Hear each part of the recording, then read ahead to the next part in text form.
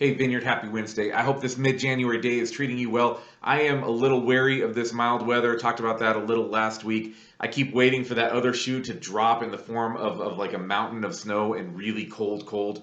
But I always do this to myself during this time. I lean too far forward with this mild weather, and in my head, I'm like already into springtime.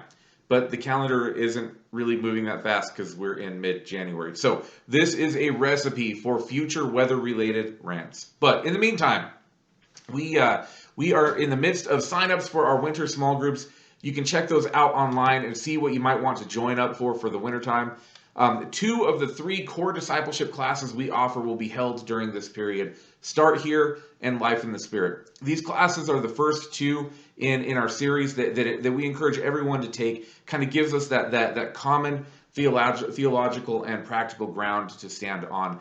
Those are offered, but we also have awesome topical groups, life groups that will connect you to people that are in the same season of life that you might be in. But also, if you're interested in fly fishing or if you want to hone the craft, we are blessed with a high caliber fly fisherman that will learn you better than you might know how. So these small groups, many more, are available that will begin in February. Take a look on the website and sign up for what might fit best. Now finally, this Sunday is our combined welcome home reception and family meeting. It'll follow service and follow lunch. Right after we worship together, we'll have lunch downstairs, and then we're going to kick off our dual meeting that'll introduce newer folks to the Vineyard family, but also be our annual financial facilities and vision report.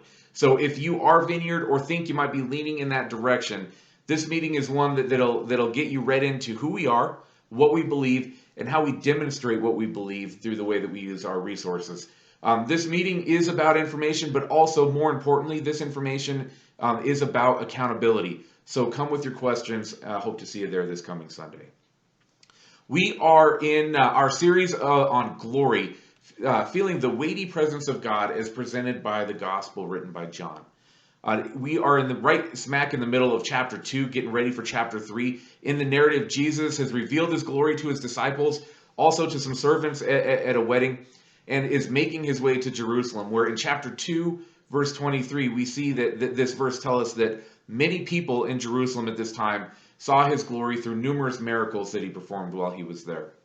Likely, these miracles would have been in the form of healing, but would and could include any manner of miracle. The point is that Jesus did a lot of Jesus stuff, and he did it publicly. The word is out that the Son of God is here. His glory is being revealed. This weighty, felt presence is real, and it's being felt.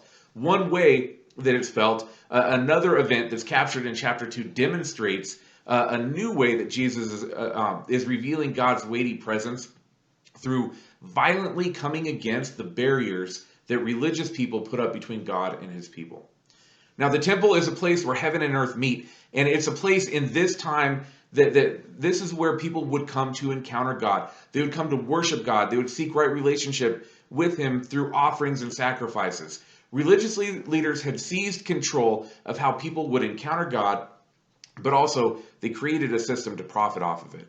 These offerings that folks would bring from their homes, from all kinds of places all over the known world that would come to the temple, they would bring these offerings, but the religious folks would find the offering wanting in some way. They would deem it unfit to sacrifice to the Lord. Now, the religious people also had an answer to this, right? They would offer to sell a sacrifice that they would stamp as worthy, but at a marked up price, and also a price that would take advantage of some currency exchange rates that would bring a high profit. Now, remember at the wedding at Cana, Jesus chose to use jars that were meant for purification as the vessel to hold the wine. He's demonstrating that he is the only sacrifice that can bring salvation. He is the only path. There is no barrier. It is him that can bring us into right relationship with God. With this as a backdrop, Jesus drops the hammer on these leaders for daring to exploit people that are just seeking God, and for creating a false barrier between God and his people. The weighty presence of God comes through the temple, and when those leaders demand to know what authority Jesus is operating with, he tells them that if they are to destroy the temple, he will build it back in 3 days. In other words, the path to God is going to come through the death and the resurrection in a future that only Jesus could see in this moment. The presence of God now has been seen in a God that comes towards those that seek him, that sees beyond the masks that we create, and will become the only sacrifice we need in order to stand before God. All of this is wrapped in the glory of the felt presence of our King. Jesus fought for us. Jesus is fighting for us. We take this reality into another week together. So please pray for me. Know that I am praying for you, and I will see you on Sunday.